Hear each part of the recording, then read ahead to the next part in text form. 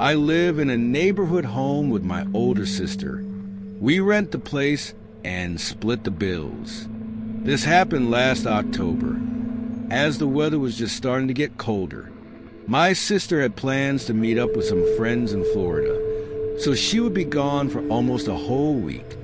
She invited me, but I couldn't take the time off work. She left on Monday morning, which was a day I didn't work. I cleaned up the house and just enjoyed having some time alone. That same day, around 2 in the afternoon, there was a knock at the door. I thought it was maybe a package my sister had ordered, so I answered it. It was an older man, probably in his early 40s. He wasn't holding a package or anything, though. "Hi, how can I help you?" I asked. The man looked me in the eyes for an unsettling amount of time before answering. "Oh, I just wanted to see who lived here. Sorry, didn't mean to bother you." He smiled and nodded, then walked away. I thought that was strange and wasn't really sure what he meant by that, but I closed the door and continued my day. As far as I'm aware, nothing else happened for the rest of the evening. The following day, I had work, so I woke up early and headed to the office. I got back home at 6 in the evening. Only a half hour later, while I was cooking dinner, there was a knock at the door again. This time, I looked out the peephole before answering, and it was the same man from yesterday. He was easy to recognize because he wore the same exact clothes. I hesitated but cracked the door open slightly. "Is everything okay?" I asked. He smiled and said, "Of course," as if I was being silly for asking. He then said he was just checking in on me. The way he said it made it sound like he was expected or something. "Oh, are you a neighbor of mine?" I didn't know.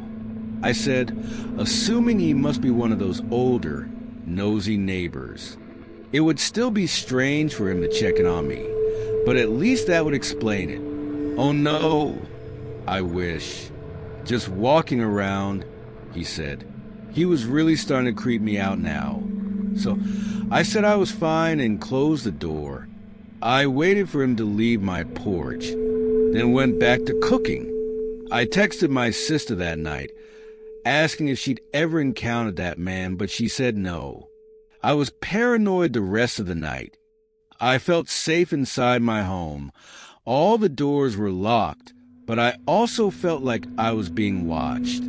What could that man possibly want that wasn't something creepy? The night passed again with no more signs of him, and the same with the following day.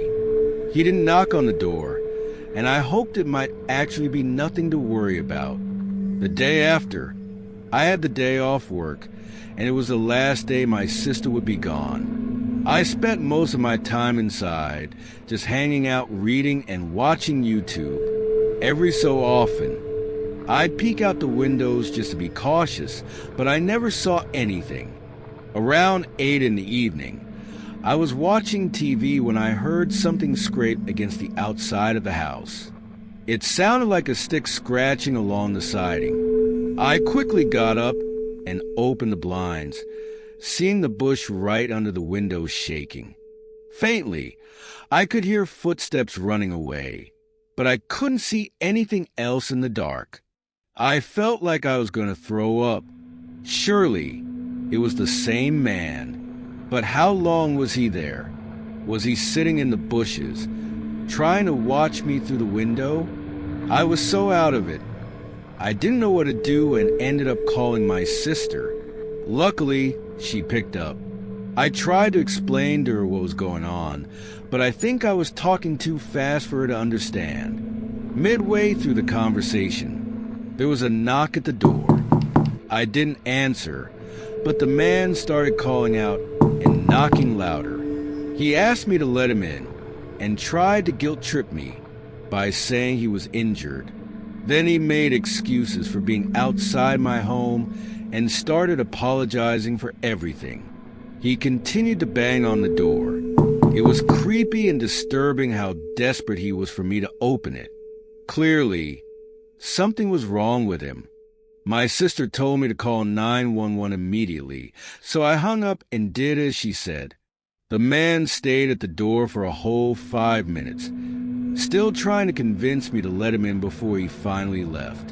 What the man actually wanted is unknown. How long he had been stalking me is also unknown. He could have somehow figured out my sister was gone for the week. It just seems like too big of a coincidence. Whatever the case, I haven't seen him at all since then. Hopefully, it stays that way.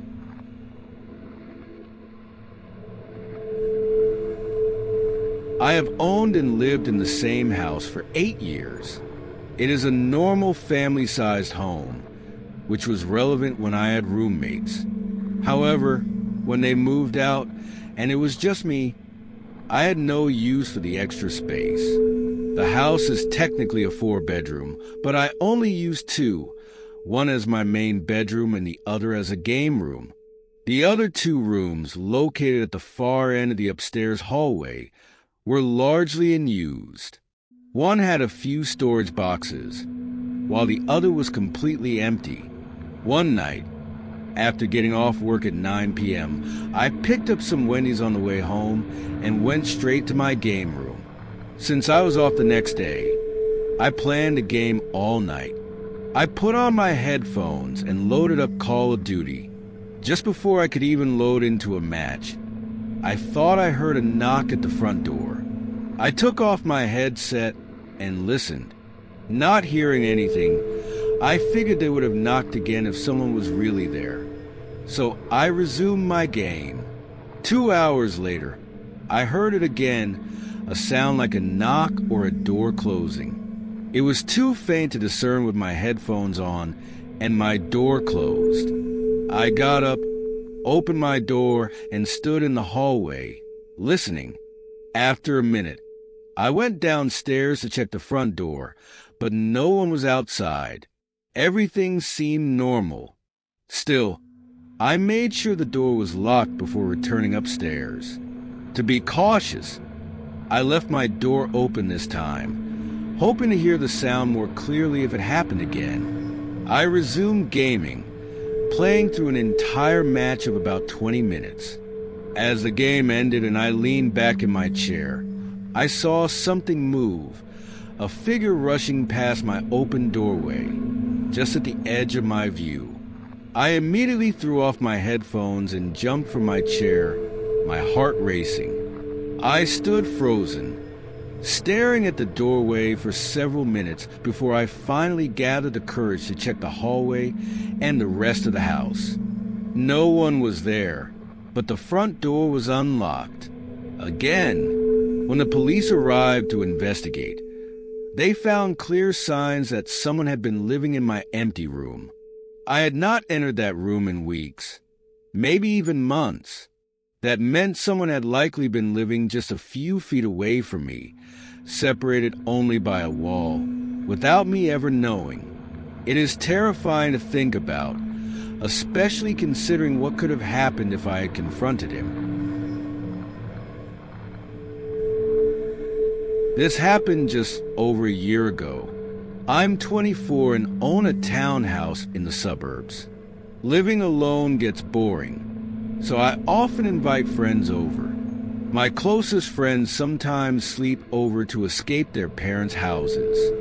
I didn't have any plans that night, but I had a movie night scheduled the next day with my friend Sarah. I was just trying to get through the night, looking forward to tomorrow. I went to bed early, around 9:15 p.m. In the middle of the night, I suddenly woke up. My heart was pounding, and I felt unusually alert, as if something had just happened. I looked at my nightstand. It was 2 a.m.